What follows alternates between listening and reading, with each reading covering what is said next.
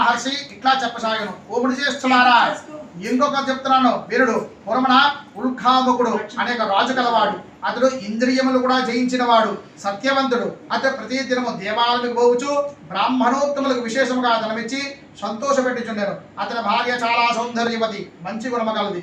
ఆ దంపతులు ఒకనాడు భద్రశీల నది తీరమున సత్యనారాయణ వ్రతము ఆచరించరి. అప్పుడు సాధువు అనే ఒక వైశ్యుడు పడవను నింపుకొని వ్యాపారమునికై ఆ మార్గంలో పోవచ్చు. రాజు చేయుచున్న వ్రతమంతా చూసి తన పడవను నిలిపి ఆ రాజు ఎత్తుకు పోయి ఇట్లా అడిగాను. ఓ రాజా, నీవు చేయుచున్న వ్రతము వివరముగా నాకు తెలియపరచుము, దయతో నాకు చెప్పము అనను. ఆ రాజు ఇట్లా చెప్పాను. ఓ సాధు, నాకు సంతానము లేదు, పుత్రుల పొందుటకై మేము శ్రీ సత్యనారాయణ వ్రతము చేయుచున్నాము. అప్పుడు ఆ వైశ్యుడు, ఓ రాజా, నాకు కూడా సంతానం లేదు, కనుక నేను కూడా ఈ వ్రతము ఆచరించి సంతానింపబడతాను పలికాను. అప్పుడు ఆ రాజు వ్రత విధానమంతా కూడా అతనికి తెలిపాను. సాధు తన వ్యాపారమంతా కూడా పూర్తి చేసి తిరిగి తన స్వగ్రాము చేరుకున్న వాడై సత్యనారాయణ వ్రతము ప్రభావమున తన భార్య లీలావతికి చెప్పి తనకు సంతానము కలిగినచో ఈ వ్రతము తప్పక ఆచరించదని ప్రతిజ్ఞ చేశాను. ఆ దేవదేవుని దయ వల్ల లీలావతి గర్భవతి ఒక కుమార్తెను కనెను. ఆ దంపతులు ఆమెకు కళావతి అనే నామకరణం చేసేది.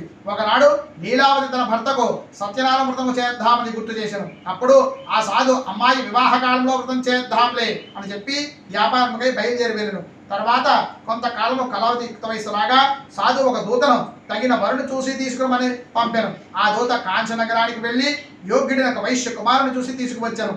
సాధు తన కుమార్తె వివాహము మహావైభవంగా చేశాను, కానీ సత్యనారాయణ వ్రతము ఆచరించడం మరిచిపోయాను. అందులకు ఆ స్వామి సాధువును శపించాను. కొంతకాలం తర్వాత ఆ వైశ్యుడు అల్లునితో కలిసి వ్యాపార నిమిత్తము సముద్ర తీరము గల రత్నసానపురం అనే గ్రామానికి చేరుకున్నాను. ఆ రత్నసానపురమున చంద్రకేతుని మహారాజు పరిపాలించాను.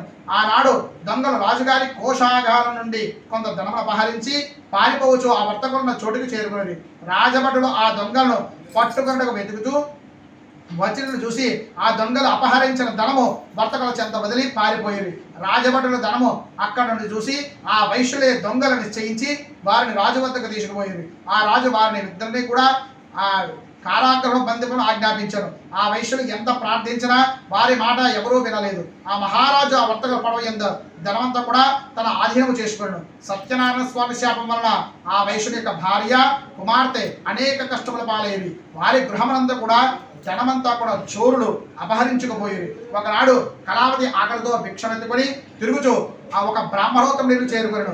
ఆ దినంబున ఆ బ్రాహ్మణోత్తముడి శ్రీ సత్యనారాయణ వ్రతము జరుగుతున్న చూసి ఆ పూజ ముగినంత అక్కడనే ఉండి ప్రసాదము స్వీకరించి ఇల్లు చేరుకున్నాను. రాత్రి ఆలస్యముగా వచ్చిన చూసిన లీలావతి కారణం అడిగాను. కళావతి తన తల్లితో సత్యనారాయణ వ్రతము గురించి చెప్పాను. లీలావతి వెంటనే తన భర్త ప్రతిజ్ఞ గుర్తు చేసుకుని బంధుమిత్రులతో వ్రతము ఆచరించి తమ అపరాధము క్షమించి భర్త అల్లుడు క్షేమముగా ఇల్లు చేరుకునేటట్టు వరము కోరాను.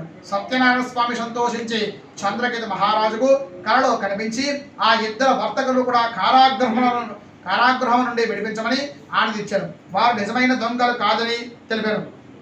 మరుసటి రోజు ఆ రోజు తన మంత్రులతో తన స్వప్నము గురించి తెలిపి ఆ వైశ్యులు విడిపించి వారితో ఇతను, మీరిద్దరూ కూడా కర్మవశాతు ఈ కష్టముల పాలైతుంది, కానీ ఇప్పుడు నిర్భయముగా పోవుడు అని చెప్పి వారి ధనము వారికి ఇచ్చి సాధనముగా పంపాను. రేవాకండే